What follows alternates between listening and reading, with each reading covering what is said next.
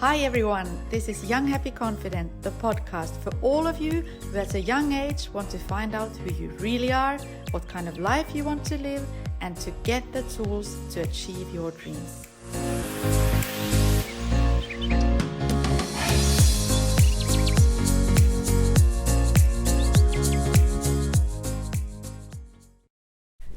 Hi and welcome to Young Happy Confident. Today our guest Sara. She's a real power woman. She has experienced so much in her life. She's 33 now. She's had super intensive moments, good and bad, more good ones, and I'm not even going to say anything. She can tell you all about it herself. Tell us first of all about the most beautiful moment in your life, or the most intensive, positive moment in your life. The intensive was my my travel around the world. I traveled in 2016 alone with my backpack from Thailand to Australia to Melbourne, and I quit my job, my full-time job. Yeah, there was a reason. You had that very strong moment in your life where you knew, I only have two options actually. Yeah. You were not feeling very well. Yes, I'm feeling very bad. I had some headache, and I was really, really sad about the job and the people there. And then I decided to quit it. Mm-hmm. So, and then the first option was to go to a psychology.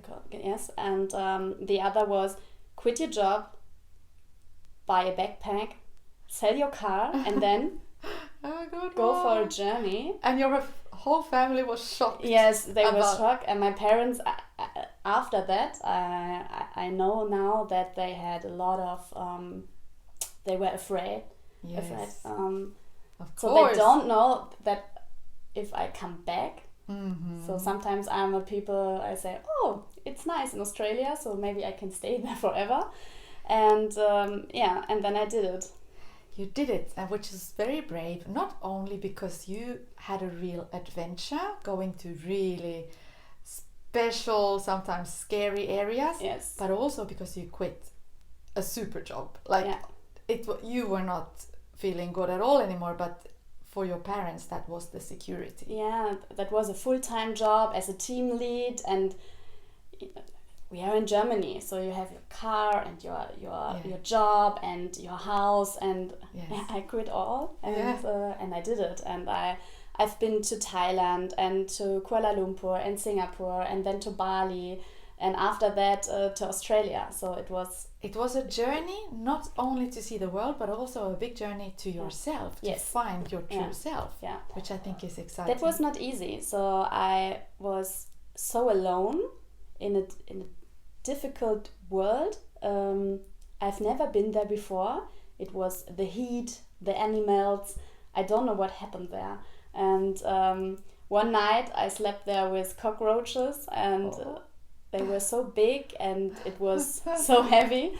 But it was a great experience after that. So a little spider, when there is a spider at the wall, I said, oh, hello. So nothing happens now. And you saw a lot of poverty as well. Yes, and kids, they lived at the street, and it was so difficult for me to understand. So I've never saw this in Europe. No. So that was a different kind of world. And sometimes very dirty as well. Really dirty, and the heat and the mosquitoes. Oh, so special. So now it's okay, and now I would like to go to Vietnam and Cambodia. So I like it, but the first time it was really, really difficult. And now you can really cope with nearly anything, right? Yes. Yeah. You learned a lot about yourself. Yes. Tell us, what was the most important thing? To be spontaneous, not to book every hotel or the flights before. So when we go, we say now we go to the beach. Yes, okay, we can do. And a few years ago, I said, oh no, we have to book a hotel now. I can't go before I book a hotel. Today you would say, we'll see where we sleep tonight. Yes, and I'm so spontaneous, and Yeah, I can go in a coffee for a coffee in a restaurant, or I can eat something by myself. I'm alone, and it's okay. So I'm really by myself, and I can do that, and you feel good with yourself, right? Yeah. Which is I think that's a big moment in life when you realize that you can do it. I had that a couple of years ago as well, that I realized, wow, I am fine on my own, doing stuff. Yeah, and now it's a time that I can say, it is fine for me. And Australia was an exciting experience in the sense that they live such an easygoing life, right? Yeah, the people are so cool, and they speak to you, so how are you going, and you have a talk, and that's so relaxing nice. than relaxing Germany. People more than in Germany, and that's a so different life, and sometimes I think about the memories, about the weeks and the days in Australia, that oh my god, it's so stressful here in Germany. And everything is so structure and do it, and you have a checklist, and it's so relaxing. Here it's easy to fall into a kind of pattern where you kind of think you have to do all these things. It's expected of you, like the society expects you to live in a certain way, which you wouldn't have to, but it's easy to start thinking that way. So you came back from your big adventure, and you were like a new person nearly, right? Yes. So I know what I will do and what I don't want to do. And my first option, I thought about to find a job where I can do what I like, and where I am Sarah. Yes. And I can do that the whole day, what I can and what I love. Yes. And then I found my company where I work now, and that was so much luck. And now I got a new job, and it's so cool. You are living a very exciting time now, but before you tell us about that, we have to rewind a couple of years back to two very intensive situations when you were 22, right? Yes. When I was 22, my grandfather died, and that was really hard. So that was the first time that a family member died, and I have a really special relationship to my grandfather, and he was my only grandfather, so he was the whole life. He was there, and he supported me in my sports. So I played handball 20 years, and every time he supported me, and he was my lovely grandfather. And then he got cancer, 2 types of cancer, and that was really hard. And then he didn't want to tell you, though. No, he didn't. So from one kind of cancer I know, but from the other I didn't. And then he came to the hospital, and 6 days later he died. So, and there was a special moment that I got a call from my mother, and she said, "Come to the hospital. So your grandfather will die." And I said, "What? I can't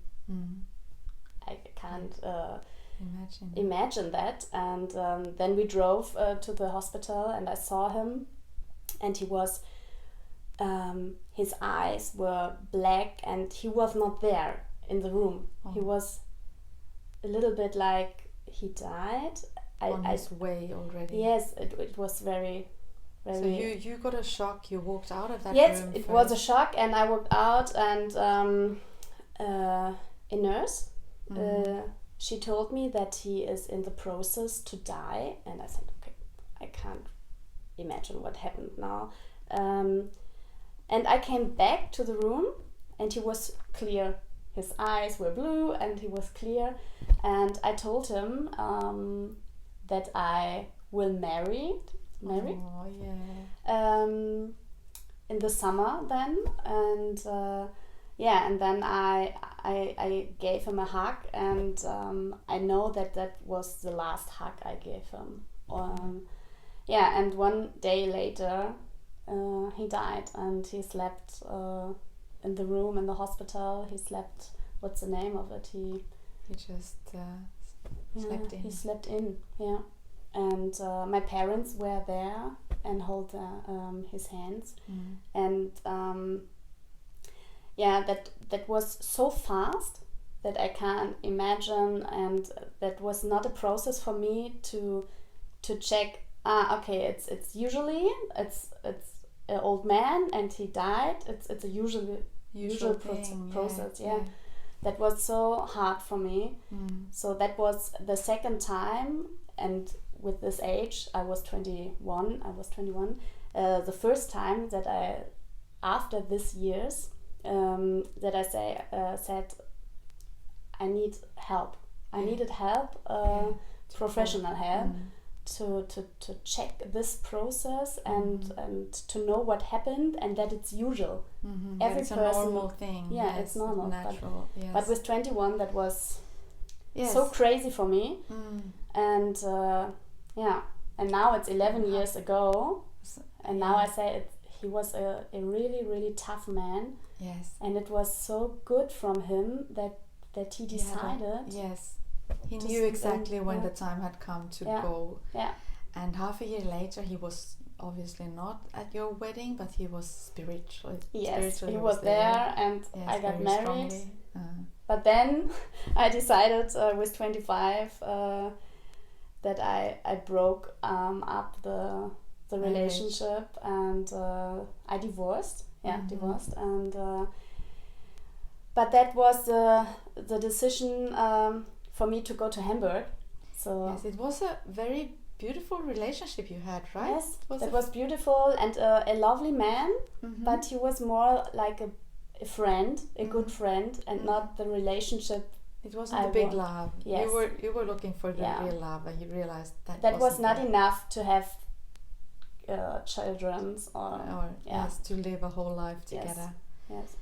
Yeah, so very intensive moments, and you're having one again. Yes. This time, it's in both ways. Like 8 months ago, you had a very intensive breakup, but that has led to something fantastic. Yes, I broke up with a man. I lived 7.5 years with him together, and then he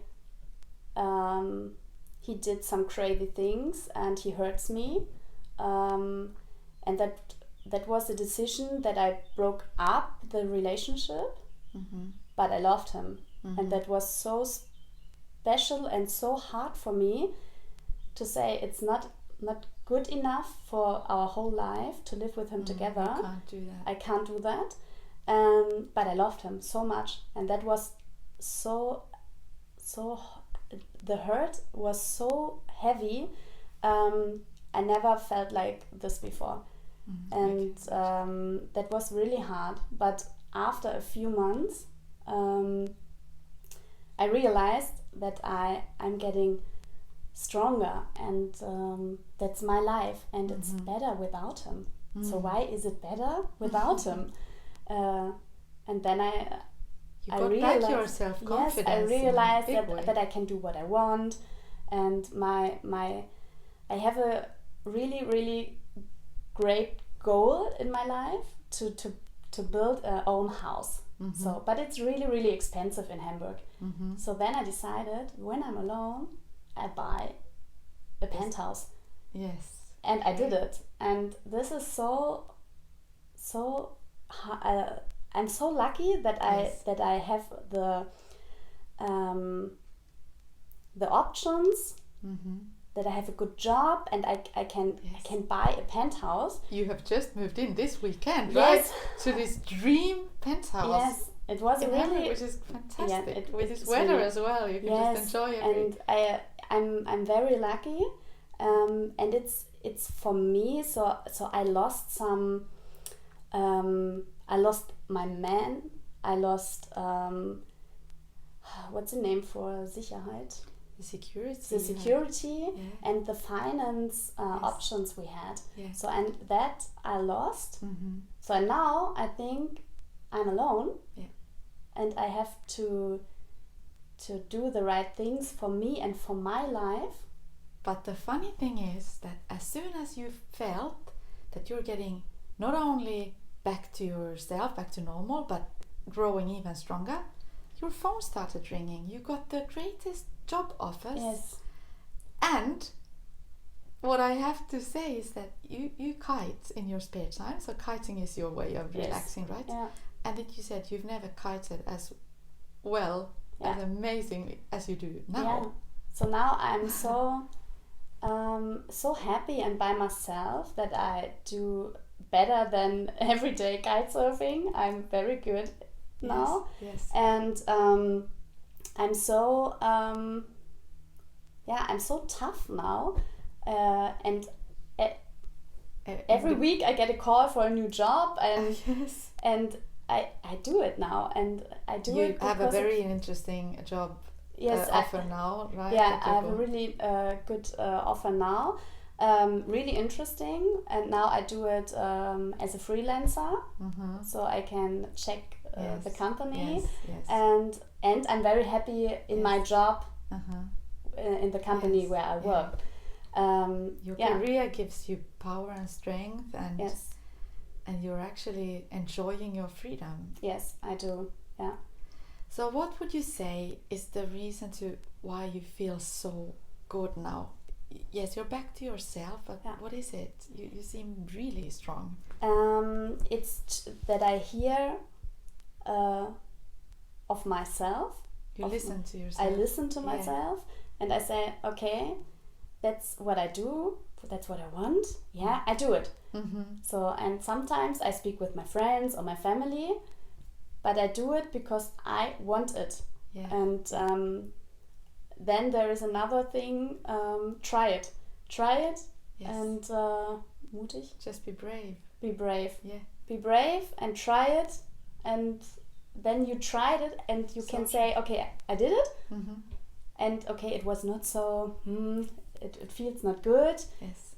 But I tried, or oh wow, it's really good, and then I do it. I believe very much in that as well. Of course it's good to talk to your family and friends, and you want their opinion, but the most important thing is really to listen to yourself. Yes. And to just do stuff so that you don't regret them later on in life. Mm-hmm. Yeah. And every time when I'm feeling not good, so there are days that I'm not so happy, then I think, okay, what I have to do, what is positive? So, and then I do the positive things, and then it's better. Yes. And now I'm really happy with myself, and amazing. You can tell the way you really shine. Yeah. That is so great. Thank you so much, Sarah. I wish you a lot of luck. Thank you. Privately and professionally. And to you guys out there listening, think about it. Are you being brave? Are you listening truly to your inner voice and what that one has to tell you? Or do you listen too much to your surrounding? We've said this before. It's a classical thing, but it really is important to listen to that voice, even if it's very deep inside. You do have it, because there's nothing worse than regretting things later on in life. Much better just being brave, doing them, and finding out on the way what makes you truly happy. Yeah, so looking forward to seeing you in a week with a new guest, and if you have some inspiration to share, please let us know and subscribe and give us a like. Yes, please. See you in a week.